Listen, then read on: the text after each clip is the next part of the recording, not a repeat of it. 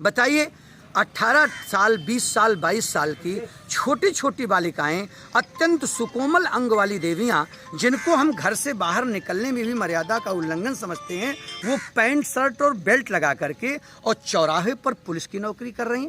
हद हो गया ऐसे देश में। दोस्तों, वृंदावन की धरती पर मैं आप सबको दर्शन करा रहा हूँ श्री जी के।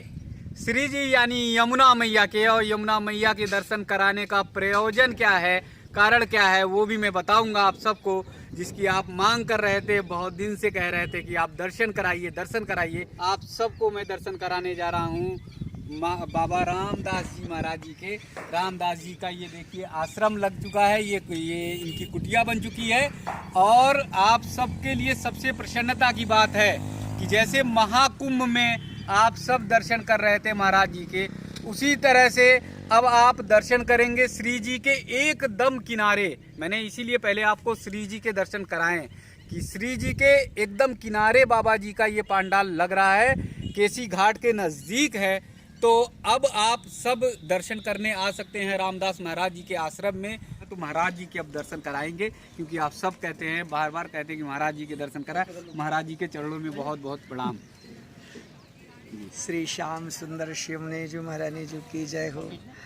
हमारी श्रीजू हमारी गोलोक और ब्रज की प्राण है। एक बार श्रीजू को प्रणाम कर लेने से, एक बार श्रीजू को नमन कर लेने से भगवान श्री राधा कृष्ण के चरणों की पूर्ण पूजा हो जाती है। इस समय सारे लोग, मेरी बड़ी पीड़ा की बात है कि हम सब लोग वास्तव में अधूरे और हारे हुए हैं कि इतने बड़े भारतवर्ष में इतना संकट है। मेरी तो एक विनती है सब लोगों से, यदि हमारे भारतवर्ष में एक संकल्प ले लिया जाए कि कोई भी भारत की नारी नौकरी नहीं करेगी, सर्विस नहीं करेगी, केवल 5 कक्षा के प्राइमरी के स्तर में शिक्षिका हो जाएं, और जो चिकित्सा विभाग है, ये 2 विभाग को छोड़कर कोई भी माता, बहन, बहू, बेटी यदि कहीं भी नौकरी ना करें और पूरी तरह से संत और ब्राह्मण अपनी अपनी संस्कृति में समर्पित निष्काम भाव से भगवान की आराधना करें, तो हमें पूर्ण विश्वास है बहुत कम दिनों में ये जो इसमें हमारी माता जी, जिसको महामारी लोग कहते हैं, इनमें निश्चित ही विश्राम मिल सकता है और कमी आ सकती है। ऐसा हमको 2-3 दिन से श्री यमुना जी की करुणा हो रही है। और आज हम इनसे आग्रह कर रहे हैं कि अगर हमारे भारतवर्ष के प्रधानमंत्री जी भी इस नियम को लागू कर दें कि कोई भी माता, बहन, बहू, बेटी उसके बदले में उसके घर को नौकरी दिलाएं, उसके परिवार को दिलाएं, उनका शील भंग होता है, उनकी मर्यादा बिगड़ती है, माता पिता पति बालक बच्चों का प्रेम छिनता है, नारीत्व पर प्रश्न चिन्ह बनता है, अनेक प्रकार की कोमलता में कठोरता का आभास होता है, और ये संस्कृति बिगड़ रही है। इसलिए अगर ये 2-3 बातें हो जाएं तो हमारी निश्चित रूप में हमारी ये जो इसमें वर्तमान पीड़ा है भारतवर्ष की, जो अनायास लोग कष्ट पा रहे हैं, इसमें जरूर सुधार हो सकता है। ऐसी मेरी विनती है। धर्म के बिगड़ने से सारी गति बिगड़ती है, और धर्म हमेशा संत और ब्राह्मणों के द्वारा होता है। इस समय जितना अधिक ब्राह्मण और संत अपने अपने धर्म से उदासीन हो रहे हैं, उतना कोई वर्ग उदासीन नहीं है। अगर ये दोनों वर्ग अपनी पूर्ण समुचित व्याख्या के अनुसार अपने जीवन में धर्म को आरोपित कर लें, 1-2 महीने में भारतवर्ष की स्थिति निश्चित बदल सकती है। ऐसी मेरी प्रार्थना है। तो श्री यमुना जो माताओं और बहनों की नौकरी के लिए कहा, तो पहले भी हमारी माताएं और बहनें जो है रही हैं, आज जो है तालमेल बिठाने के लिए तमाम ऐसे खर्चे होते हैं जो खर्चे नहीं चल पाते हैं, उनके लिए माताओं और बहनों को नौकरी करनी पड़ती है। नौकरी करने में अगर कोई ये कहे माता बहन कि हमको भोजन नहीं मिलता, या हमारे पति हमारी सेवा नहीं करते, या हम अपने बच्चों की व्यवस्था के लिए कर रहे हैं, तो उनकी कोरी भूल है। ये वो अपनी स्वतंत्रता और अपनी सुख सुविधा को स्वतंत्र रूप में संचालित करने के लिए वो अपनी कुल की मर्यादा, अपनी वेश की मर्यादा, अपनी पवित्रता की मर्यादा, अपनी कोमलता की मर्यादा को भूल करके साधारण सांसारिक जीवन में जाना चाहती हैं। वो भूल है। यदि ऐसा है तो हमारा भारतवर्ष पूर्ण सक्षम है। जिन माताओं बहनों को भोजन नहीं है, वो हमारा भारतवर्ष उनको भोजन भी दे सकता, वस्त्र भी दे सकता, लेकिन वो अपने घरों की बहू बनकर रहें, बेटी बनकर रहें, माँ बनकर रहें। चाहे कोई बोले या ना बोले, जितने भी अधिकारी हैं इसमें भारतवर्ष में, छोटे से लेकर के और महामहिम हमारे श्री राष्ट्रपति महोदय की भी आत्मा ये जरूर सोचती होगी कि नहीं, ये नौकरी करना माताओं का अच्छा नहीं। बताइए, 18 साल, 20 साल, 22 साल की छोटी छोटी बालिकाएं, अत्यंत सुकोमल अंग वाली देवियां, जिनको हम घर से बाहर निकलने में भी मर्यादा का उल्लंघन समझते हैं, वो पैंट शर्ट और बेल्ट लगा करके और चौराहे पर पुलिस की नौकरी कर रही हैं। हद हो गया ऐसे देश में। क्यों नहीं विपत्ति आवे? वो चाहे वो कमरे में नौकरी करे, चाहे वो पुलिस की नौकरी करे, चाहे वो किसी अधिकारी हो, चाहे कुछ हो, हर पुरुषों को किसी भी माता बहन की नौकरी के नौकर स्वरूप को देख करके आंतरिक रूप में मनोविकार भी होते हैं। वो उसके प्रति सम्मान की दृष्टि कर जरूर दे पद के कारण, लेकिन अंतःकरण से वो करता नहीं। इसलिए भारतवर्ष में, कम से कम भारतवर्ष में किसी भी माता बहन को बताइए, जिस भारतवर्ष में श्री ब्रज में हमारे गोलोक बिहारी भगवान श्री कृष्ण ने गोपियों के रूप में नारियों के चरणों की पूजा किया, वो नारियां नौकरानी बने, इससे बढ़कर दुर्भाग्य और क्या विषय होगा। इसलिए उनकी हमेशा पूजा विधिवत होनी चाहिए। वो अपने स्वरूप को स्मरण करें।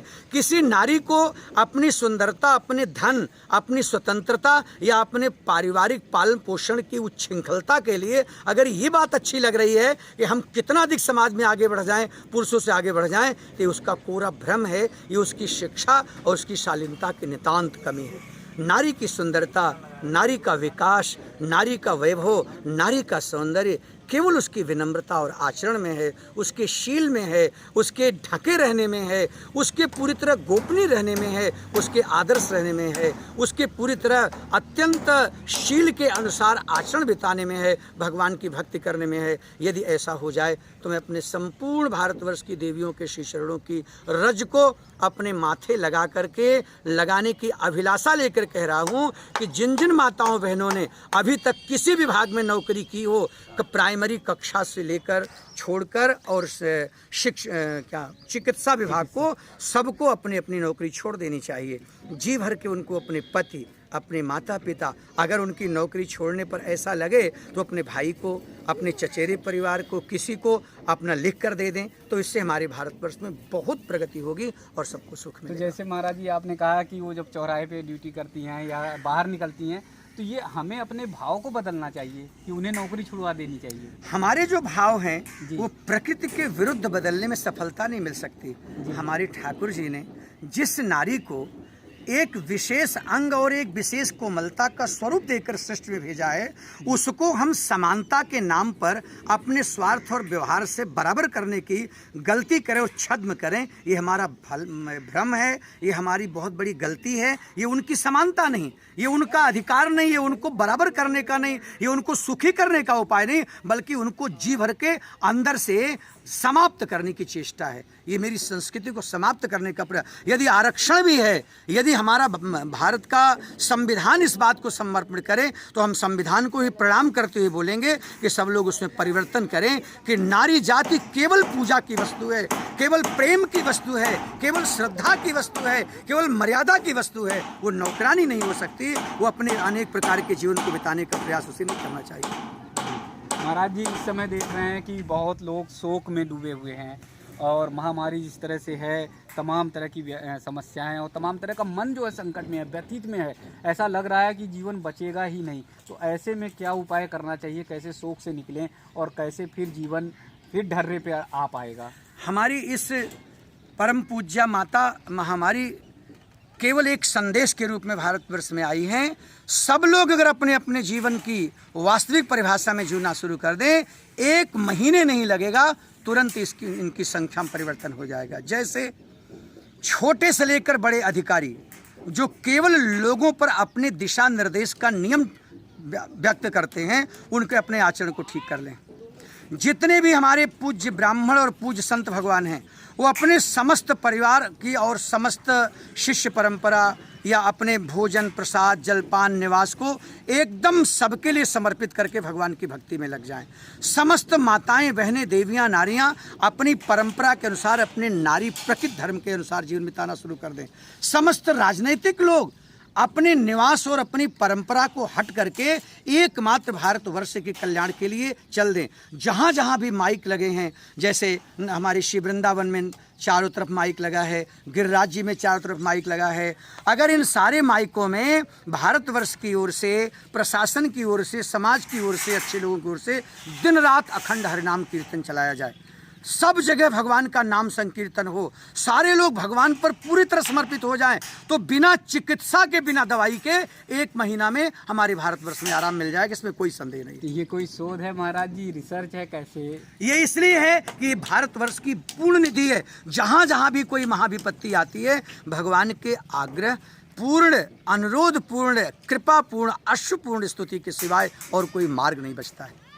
यही मार्ग है जिससे हम लोगों को सुख शांति मिल सकेगी। तो महाराज जी, दुनिया भर में, जैसे मान लीजिए भारत तो आध्यात्मिक देश है, लेकिन दुनिया भर में दुनिया भर में चाहे कोई भी प्राणी हो, सबको अपने कर्म का फल भोगना पड़ता है। लेकिन भारतवर्ष ने ज़्यादा गलती इसलिए किया है कि भारतवर्ष पूरे विश्व की कसौटी का स्वरूप है, धर्म का ध्वज है, इसलिए भारतवर्ष में पीड़ा ज़्यादा हो रही है। अगर भारतवर्ष अपने धर्म को स्वीकार कर ले तो दुनिया में भी उसका असर पड़ेगा और यहाँ की किरणें वहाँ भी जाकर सबको ठीक कर देंगी। ये तो धर्म मार्ग से हम लोग भटके हैं एकदम। ये जितनी भी के लिए ये जितना भी दुख पड़ रहा है, ये केवल धर्म से हट जाने के कारण है बस जी। धर्म मार्ग से भटकना केवल एकमात्र, तो हम इसमें सबसे बड़ी गलती धर्म मार्ग से हट जाने के कारण है बस। धर्म मार्ग पे जुड़ेंगे तभी ये बच पाएगा, तभी बच पाएगा, नहीं तो नहीं बच पाएगा। जी। दोस्तों, महाराज जी ने ये बताया कि हम लोग धर्म मार्ग से भटक गए, अलग हो गए, और इसी का परिणाम है कि ये महामारी जो फैल रही है ये दुनिया भर में, क्योंकि तमाम बड़े बड़े वैज्ञानिक, बड़े बड़े डॉक्टर सब फेल हैं और कोई ये प्रमाणिकता से नहीं कह रहा है या बता पा रहा है कि ये महामारी कैसे ख़त्म होगी,